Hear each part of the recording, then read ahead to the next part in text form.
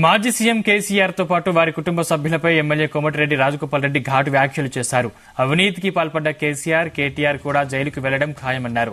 వారిని జైలుకు పంపకపోతే తన పేరు రాజగోపాల్ రెడ్డి కాదని సవాల్ చేశారు. బతుకమ్మ పండుగను కవిత తిహార్ జైల్లోనే చేసుకుంటుందని విమర్శించారు. తెలంగాణ ప్రజలు ధర్మం వైపు ఉన్నారని, అందుకే కేసీఆర్ ను గద్దె దించారని అన్నారు. నకరేకల్ కాంగ్రెస్ పార్టీ సన్నాహక సమావేశంలో ఈ వ్యాఖ్యలు చేశారు. సాపదొచ్చినా ఏ కష్టం వచ్చినా నేను కాపాడుకుంటా, నేను మీ అమ్మడు ఉంటా అని చెప్తున్నా. 70,000 మెజార్టీ అంటే మామూలు మాట కాదు. నల్లగొండ జిల్లాలో హైయెస్ట్ మెజార్టీతో కనిపిస్తున్నారు. చూపించిన జగదీశ్వర్ రెడ్డికి, కేసీఆర్ కు. కేటీఆర్ వచ్చి మాట్లాడినా ఎవరు లెక్క చేయలేదు, చేసిందా? మళ్ళా ఈ పొట్టోడు పోయిన కానీ ఆ పొట్టోడు జగన్ మిస్ అయింది. ఏ పొట్టోడు నగరికల్లి పొట్టోడు నుంచి పంపినాం కానీ సూర్యాపేట పొట్టోడు మిస్ అయింది బిడ్డలు.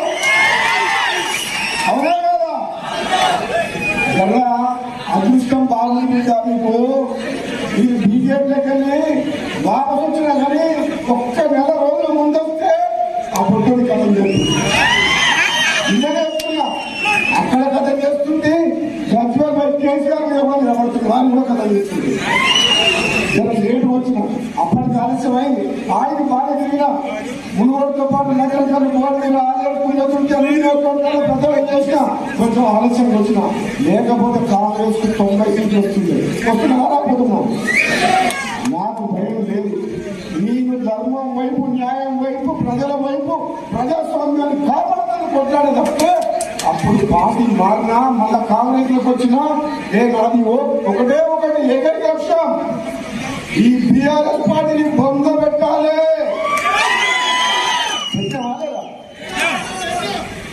కేసీఆర్ ని గద్దె దింపాలి అనుకున్నా, దింపినా లేదా? కేసీఆర్ కుటుంబాన్ని జైల్లో పెట్టాలి అనుకున్నాం, పెట్టామా లేదా? కవితం ఎక్కడుంది ఇప్పుడు? వచ్చే సంవత్సరం బతుకమ్మ ఎక్కడ ఆడుతుంది? జైల్లో బతుకమ్మ ఆడుతుంది. ఇక కవితమ్మ తర్వాత కేసీఆర్, కేటీఆర్ పోతారా మారా? వీళ్ళెంకమ్మడి పొట్టి జగదీశ్వర్ రెడ్డి పోతారా మారా? అవినీతిమయమైన తెలంగాణలో కేసీఆర్ కుటుంబం దోసుకున్న సొమ్మంతా కట్టించి జైలు పెట్టకపోతే నా పేరు రాజగోపాల్ రెడ్డి. ఇదే అంశానికి సంబంధించిన మరిన్ని పూర్తి డీటెయిల్స్ మా ప్రతినిధి జానయ్య అందిస్తారు. జానయ్య. సందీప్, మాజీ సీఎం కేసీఆర్ పైన కోమటిరెడ్డి బ్రదర్స్ వరుసగా విమర్శలు చేస్తున్న నేపథ్యంలో రాజకీయంగా తీవ్ర చర్చకు దారితీస్తుందని చెప్పవచ్చు. 2 రోజుల క్రితం కోమటిరెడ్డి వెంకటరెడ్డి బీఆర్ఎస్ పార్టీతో పాటు మాజీ సీఎం కేసీఆర్ పై ఘాట్ విమర్శలు చేయడం జరిగింది. మరోమారు మునుగోడు ఎమ్మెల్యే రాజగోపాల్ రెడ్డి నిన్న నకరికల్లో జరిగినటువంటి కాంగ్రెస్ పార్టీ సన్నాహక సమావేశంలో ఆయన కూడా తీవ్రమైన ఘాట్ వ్యాఖ్యలు చేసిన పరిస్థితి. మాజీ సీఎం కేసీఆర్ ని ఉద్దేశించి గత 10 ఏళ్లలో బీఆర్ఎస్ పాలనలో అవినీతి సొమ్ము ప్రజలను దోచుకు తిన్నారని చెప్పి అదంతా కూడా కక్కిస్తామంటూ తండ్రి కొడుకులను, ఇటు కేసీఆర్ ని అటు కేటీఆర్ ని ఇద్దరిని కూడా జైలుకు పంపడం ఖాయమని, లేకపోతే తన పేరు మార్చుకుంటానని చెప్పి రాజగోపాల్ రెడ్డి వారికి సవాల్ విసరడం జరిగింది. మరోవైపు ఇప్పటికే లిక్కర్ స్కామ్ లో జైల్లో ఉన్నటువంటి ఎమ్మెల్సీ కవిత ఈ ఏడాది జరగనున్నటువంటి బతుకమ్మ సంబరాలను జైల్లోనే జరుపుకుంటానని కూడా ఆయన విమర్శించడం జరిగింది. అయితే గత కొంతకాలంగా కూడా, అంటే కాంగ్రెస్ పార్టీ ప్రభుత్వం ఏర్పడినప్పటి నుంచి కూడా ఇటు మంత్రి కోమటిరెడ్డి వెంకటరెడ్డి కావచ్చు, ఇటు ఎమ్మెల్యే రాజగోపాల్ రెడ్డి కావచ్చు, వీరి ఇద్దరు కూడా బీఆర్ఎస్ పార్టీ పైన కూడా తీవ్రమైన పదజాలంతో విమర్శలు గుప్పించడంతో పాటు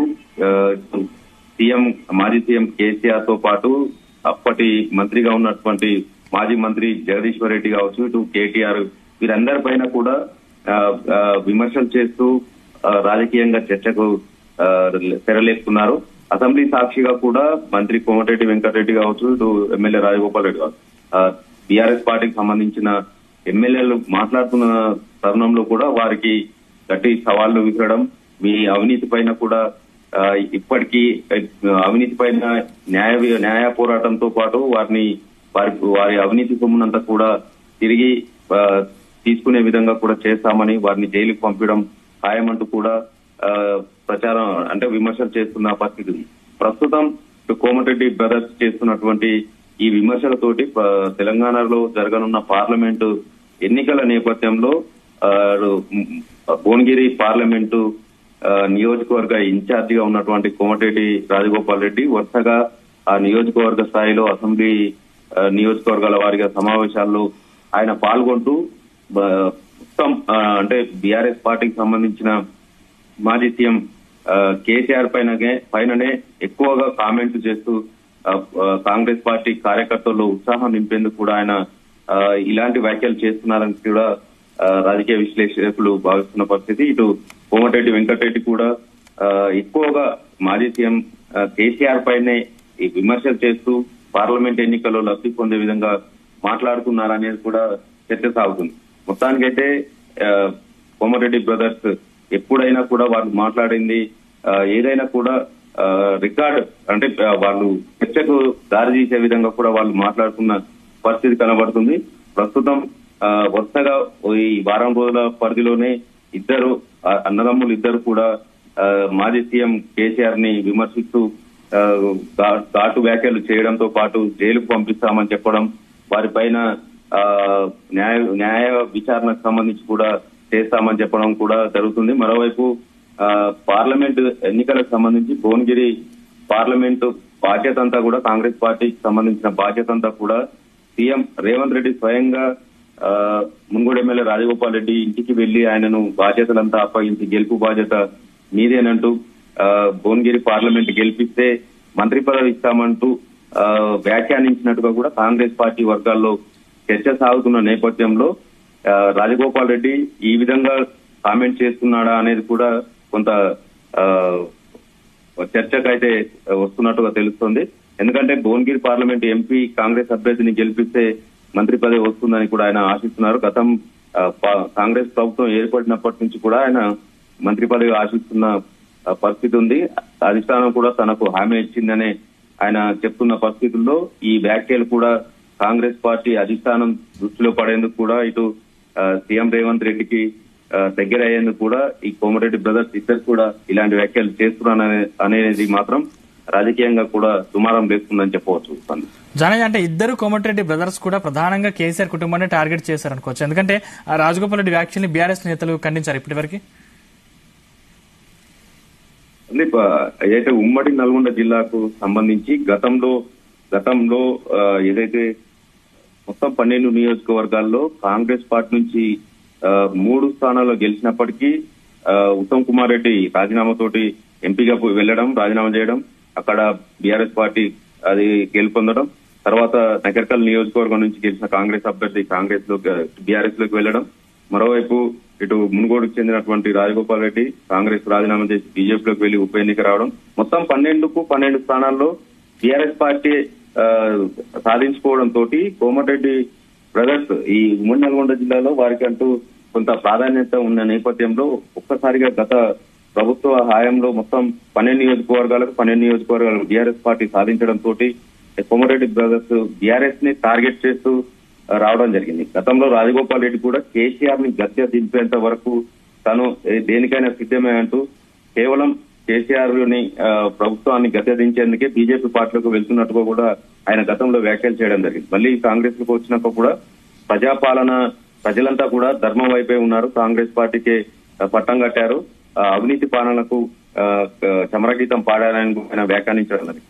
ఈ కోమటిరెడ్డి బ్రదర్స్ చేస్తున్నటువంటి వ్యాఖ్యలకు సంబంధించి మాజీ మంత్రి సూర్యాపేట ఎమ్మెల్యే జగదీశ్వర్ రెడ్డి కోమటిరెడ్డి వెంకటరెడ్డి చేసినటువంటి వ్యాఖ్యల పైన కూడా ఆయన స్పందిస్తూ వస్తున్నారు. నెరవేర్చలేదు అనేది అట్లా ఆ విషయంలో మాట్లాడుతున్నారు తప్ప మాజీ సీఎం కేసీఆర్ పైన చేస్తున్నటువంటి విమర్శల పైన ఒక జగదీశ్వర్ రెడ్డి మాత్రమే దీన్ని ఖండిస్తూ వస్తున్నారు. మిగతా బీఆర్ఎస్ నేతలు మాత్రం ఎవరు కూడా దీన్ని ఖండించే పరిస్థితిలో లేరు. ఎందుకంటే ఇక్కడ ఏదైతే 12 నియోజకవర్గాలు 11 నియోజకవర్గాలు కాంగ్రెస్ ఎమ్మెల్యేలే ఉండడం, 2 మంత్రులుగా ఉండడం తోటి బీఆర్ఎస్ పార్టీ వెనుక పడడం తోటి ఈ కాంగ్రెస్ పార్టీ నుంచి మంత్రి గాని ఇటు ఎమ్మెల్యే గాని చేస్తున్నటువంటి వ్యాఖ్యలను బీఆర్ఎస్ పార్టీ నేతలు ఖండించే పరిస్థితి కనబడడం లేదు.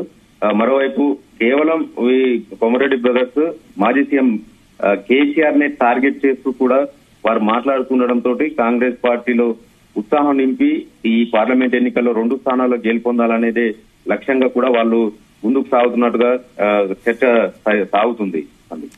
Thank you Janaiah.